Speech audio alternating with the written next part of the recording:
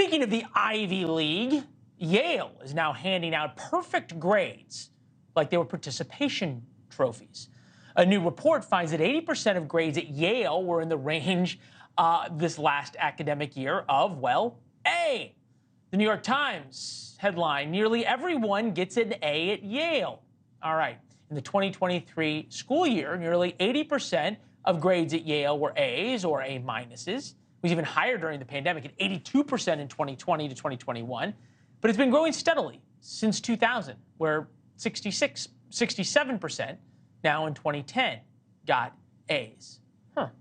Grade inflation has been in the discussion in America's top colleges for a long time, but it's shocking with one Yale professor saying, quote, when we act as though virtually everything that gets turned in is some kind of where is supposedly meaning excellent work, we're simply being dishonest to our students. With us now, MIT's data science podcast and professor at Washington University, Liberty Vittert. Good to see you. All right, is it just that professors are lazy and they want to give everybody A's? Is it that people are paying a lot of money and they think they deserve A's? How's it work? Well, usually people have thought that the reason that grade inflation happens is because we want to give our students a leg up in the job market, and big universities are requiring this of their professors. But honestly, it's because one, it's a pain in the neck to not give A's, and two, it's really risky for professors' jobs to not give A's. Here's why.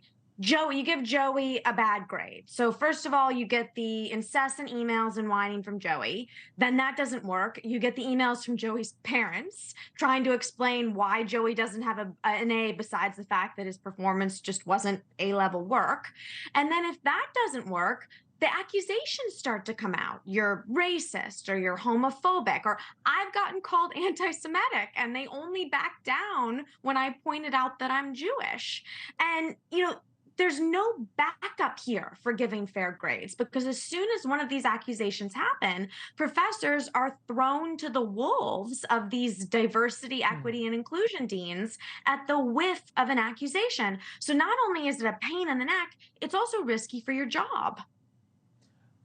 We saw in the previous segment what might be happening to the DEI world. It was interesting when you look, and there was a study done at Yale, in terms of A's and A minuses by subject. Things like history of science, history of medicine were up in the 90 percentage points. And then when you got into things, women in gender and sexuality studies, 92%.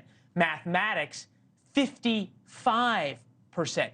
Why in something that is easy to be either correct or incorrect, like math or stats or data science, like what you teach, why is that something that people would have a leg to stand on and say, well, I deserve an A?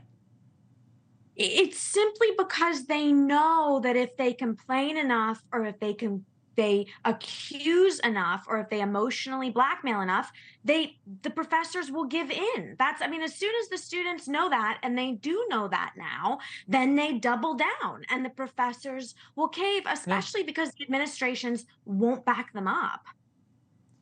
Yeah, you think about it, the total estimated cost at Yale, $85,000 a year. Not many people are paying that. Does the cost of tuition play a role in this, that at some point parents say, look, I'm paying all this money. If I don't, if my kids don't get an A, but kids at Harvard or, University of Michigan or anywhere else get an A because of this kind of grade inflation, then Johnny's not going to have his new job at McKinsey Consulting, number one. But number two, it's one thing for one college to have courage. How do you get, all of professors in America or all deans in America to have courage to reverse this? Look, you can say, sure, there's entitlement among parents, but grade inflation's been around forever. We've seen a marked increase in the past couple years. Just in the past decade, it's not just Yale. Harvard went from giving out 60% of all A's to 80% of all A's in this past decade.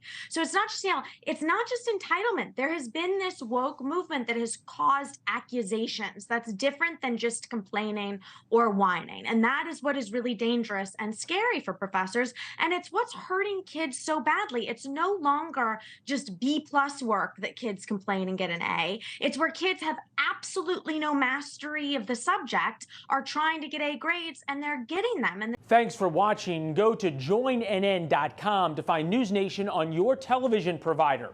And don't forget to click the red subscribe button below to get more of NewsNation's fact-driven, unbiased coverage.